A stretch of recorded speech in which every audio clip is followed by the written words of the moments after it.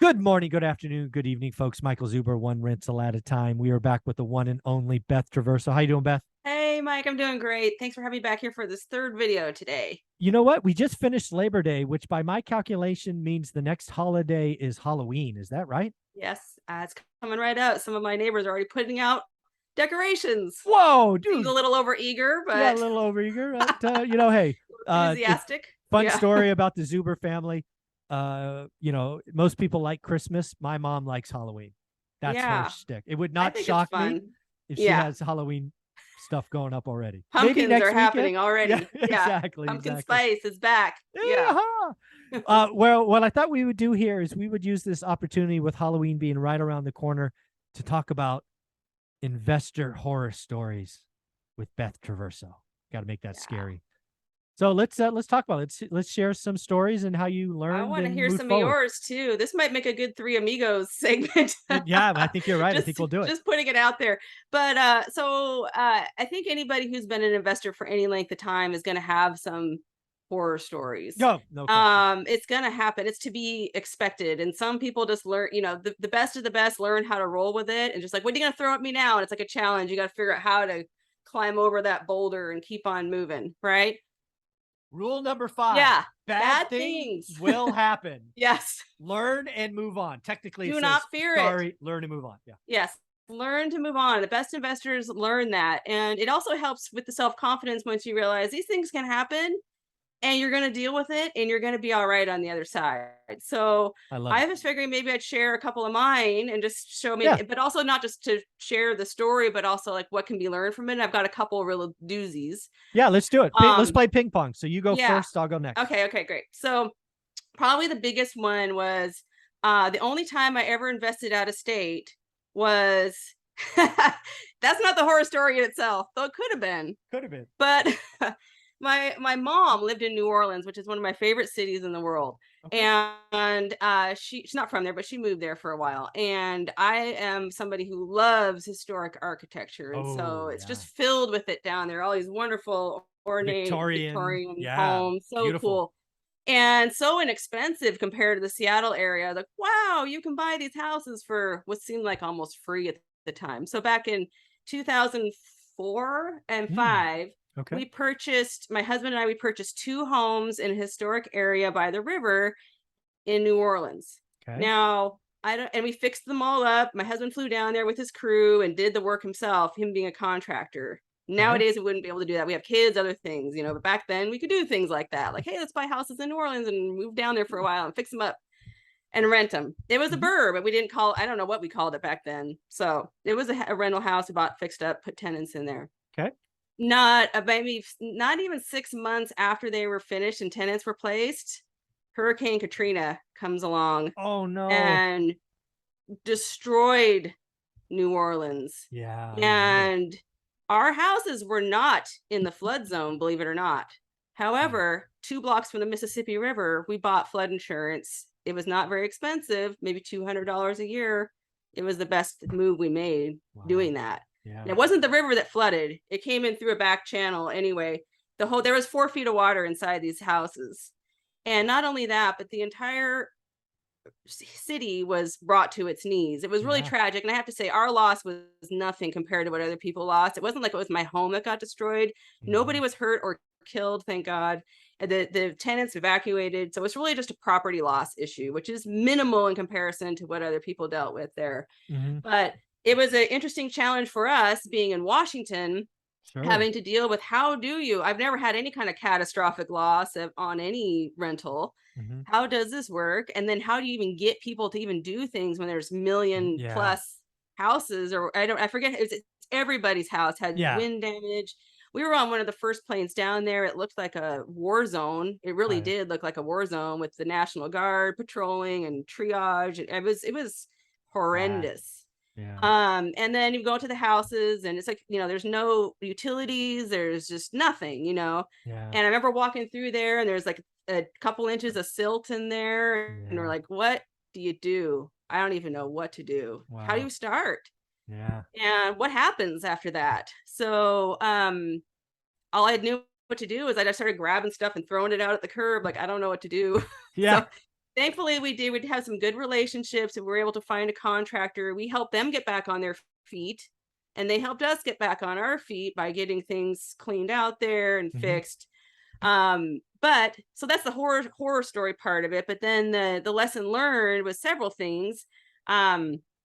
One was make sure you're properly insured. And I'm the kind of person that I do not skimp on insurance. Like here in Seattle, I have earthquake insurance on my properties, even though a lot of people think that's kind of a why do that. You don't know if you're going to have an earthquake or not. It's not required here. That's something that could happen, that could decimate my portfolio. So I have that insurance, and I do not skimp on that. I did learn how to navigate the insurance system there. So a lot of people are like, well, why don't you just walk away and leave those houses? Well, there was two reasons I didn't want to do that. Number one, I didn't want to leave the community with a flooded out, abandoned home. And number two, the way the system works, you can't do that if you have a mortgage. The money goes to the mortgage company. They get the money, not the homeowner. Exactly. Yeah, and so they get paid first. They get paid first, and which is smart. They want to protect their investment. They don't want you to run. They're named on your insurance policy. Precisely. And so they came out and they did an assessment, and they basically say, yep, total loss, or the maximum flood loss, which was, I forget what it was, $95,000 or something like that. So we did, they basically said, we're giving you the full amount. So we didn't have to go through all this. One thing about dealing with it at scale was they didn't have the time to nitpick every little dime. No. So, but they kind of like a construction loan. They came and parsed out different amounts. Like, here's 20 grand to get you going. Okay, you're at this stage. Here's another 20 grand or whatever. And then at the end, they just cut you a check for the rest. So the end of it was, so you rebuilt.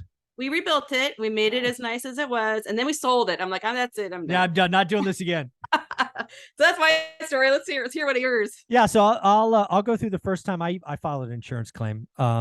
So we were in the Fresno market probably a decade at this point. And I get a call from my property manager. He's a friend at this point. So getting a call from him on a weekend's not out of the ordinary, but like an 8 o'clock phone call on a weekend is unusual. So I'm like, why is Brad calling me at 8 o'clock? Right? Like, that's weird. So he goes, Michael, I'm in front of your college duplex. And I'm like, okay, right. So I pay you for, so okay, what's going on? He goes, you need to call your insurance company. I'm like, why do I need my insurance company? He goes, there's 5 fire trucks and it's going to be a total loss. I'm like, what? He goes, yeah, apparently somebody set the carport on fire. The carport went to a tree. The tree went to the house. Oh no. And it's gone. So this is my first insurance claim. So I've been in the business 10 years, knock on wood, had never done one. So I am freaking out. It's 8 o'clock on Saturday. I'd have no idea what to do. So I look up, I frantically look up my insurance number, get the account. I call the number. I talk to somebody. It's 24/7 operation, obviously. I get a claim number. I call Brad back. I don't know. An hour later, I go, Brad, I gave them your number because, again, we're 3 hours away, right? Not quite a plane ride, but I'm not driving there. So I give him the claim number. So, again, don't underinsure. Never underinsure. The process from there almost didn't involve us. It's amazing how freaked out and scared I was I got a check and I sold the lot. It was all good, right? So again, this happened to be a property we own free and clear. So when they came out, said a total loss, they cut us a check for like if we were going to rebuild, which is very interesting. So I don't remember the numbers exactly, but let's just say the value of the duplex, if I were to sell it as is before it was burned, I probably would have got 150. But because my insurance was for full replacement cost, I got a check for like 270. Wow. Right? Because replacement cost. Yeah. So lo and behold, it worked out great. And oh, by the way, we scraped it and then we sold the lot for like, I don't know, $40,000. So all in, we made another 30 grand. So, the fire, again, I would still love to own the duplex when I buy something, I want to own it forever. But, we walked away with about $300,000. And I think I was on the phone 10 minutes max, like 3 different phone calls.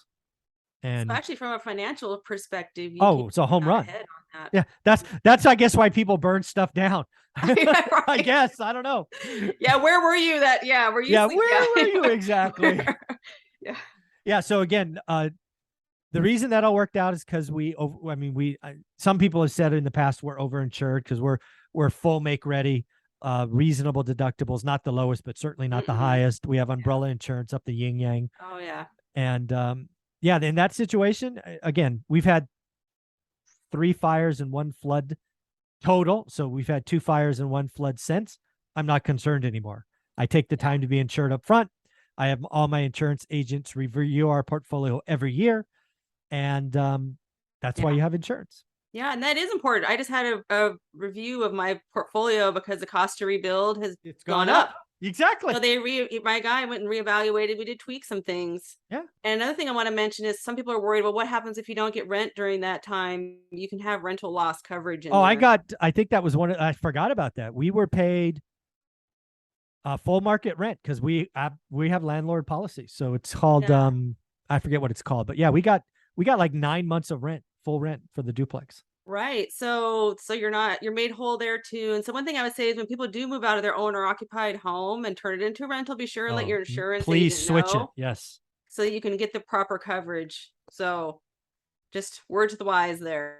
Hey. The people who've been there. Yes, yes. Yeah. All right, give me another horror story. All right. So another one is my first rental that I bought that was strictly for investment that I didn't live in. So I did my house hack that we talked about before, and then this was the first one I bought that was just strictly a rental. And I was, scraping by a little bit. I don't think it was quite an alligator, but it was close.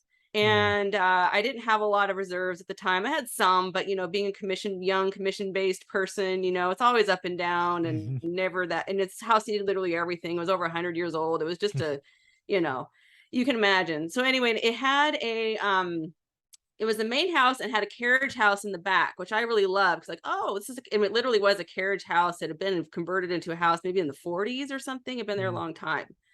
And I rented it out separately. Sure. And the main house was full. There was some college kids roommating there or whatever, and it was fine. And then there's this house in the back that was empty. And I got nervous because nobody was applying to rent it. Nobody good. And we got the market was different, but it was 2002, and the rental market this is kind of like post.com bust or whatever, and Seattle was really impacted by that. This was in Seattle. And I got nervous because it was it's about $500 a month or whatever, and I wasn't getting that $500 a month, and it was coming out of my pocket, some of it. And I was getting antsy. And then somebody came in who didn't have verifiable rental history. One thing I've learned is they have rental history. They just don't want you to know what. Yeah, they got it. Exactly.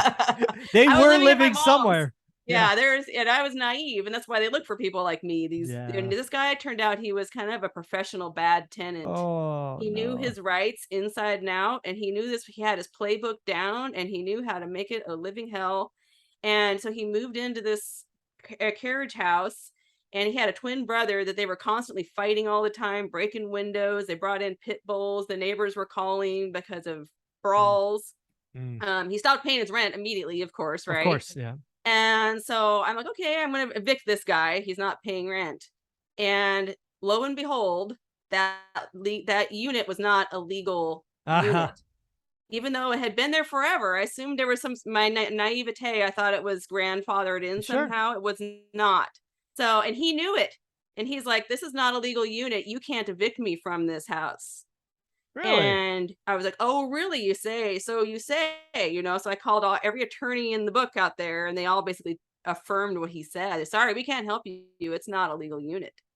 And now keep in mind, Seattle is a very tenant friendly. This was back when it's even way more tenant friendly now than it was back then. But they basically said, no lawyer would help me. It's like, oh my gosh, I'm a hostage to this person, which is just driving me crazy. And it was a nightmare. So what I ended up doing was I paid him to leave. And that's what he wanted.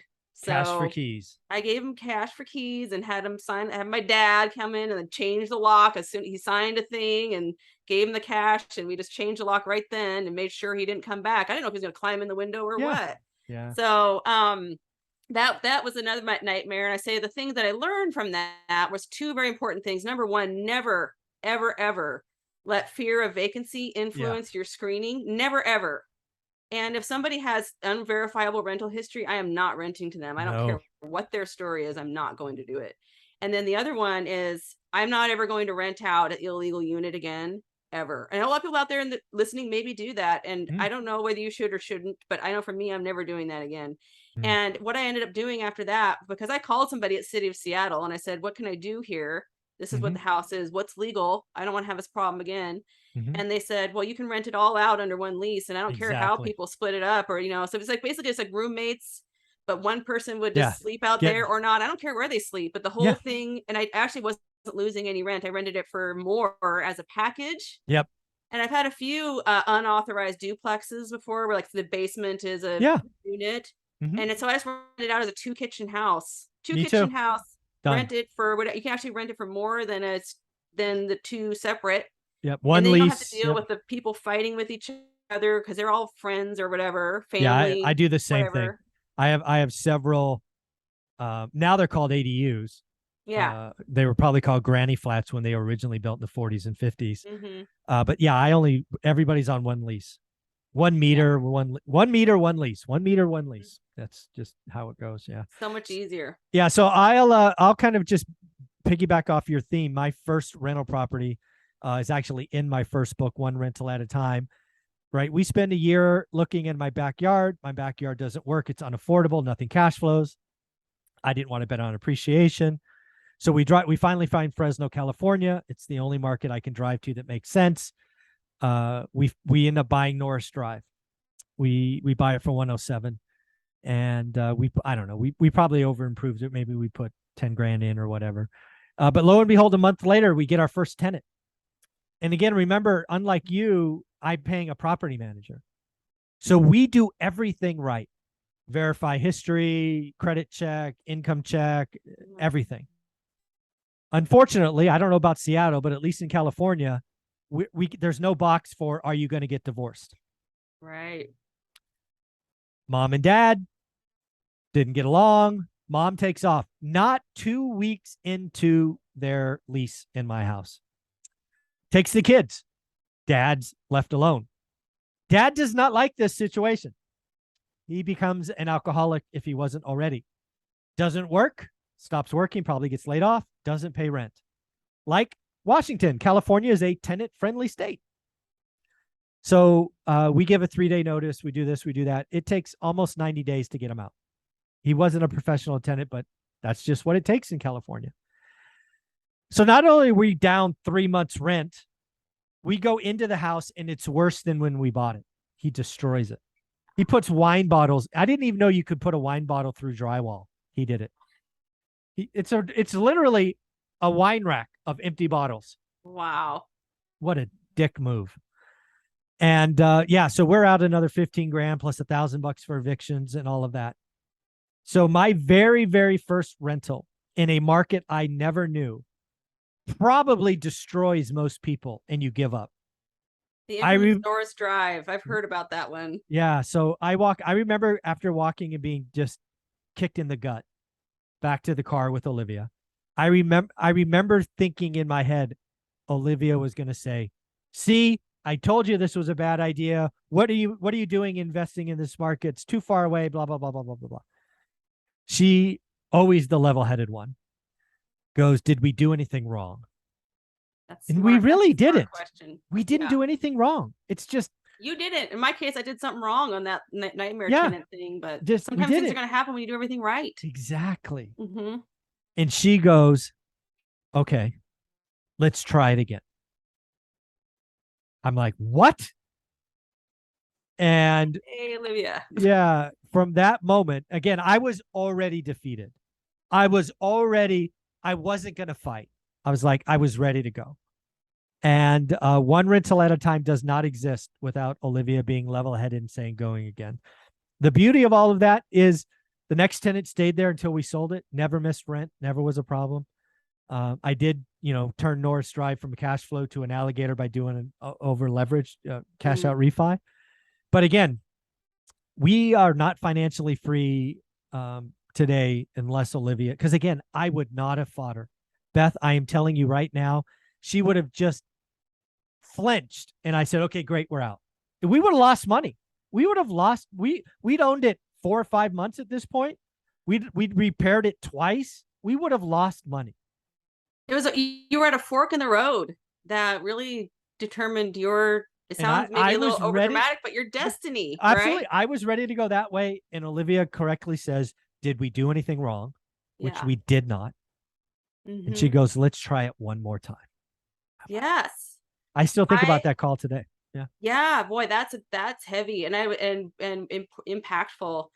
And I remember I had a good friend back when I was dealing with one of the dramas or whatever, and he had been doing investing also, and he said, Beth, they can't do anything to the house that you can't undo. Exactly. It's like, yeah, that's true. They really can't do anything that I can't undo. And don't let these things, it's so easy to just go and just throw in the towel. But those who persevere and keep going, it's almost better when it gets hard, because that's where people give up. And those that don't give up, this is your chance to go forward and achieve more. And one thing I want to say too is, like, don't let a clogged toilet or anything else get in the way of your leaked destiny. Roof, a broken window. Yeah, don't let that get in the way of your destiny. And you want to know how many tenant toilets I've unclogged? Exactly. Zero. Yeah, me too. Never. So no, there you go. Don't let these things stand in your way, folks. Yeah, this is awesome, Beth. This was so much fun. I thank you for doing this. Where can people find you? Yeah, people can find me on my website, which is bethtraversogroup.com, or on Facebook or Instagram, Beth Traverso. Awesome. Thank you so much, Beth. It's been a lot of fun. We'll talk next week. Thanks. It was a blast. Take care.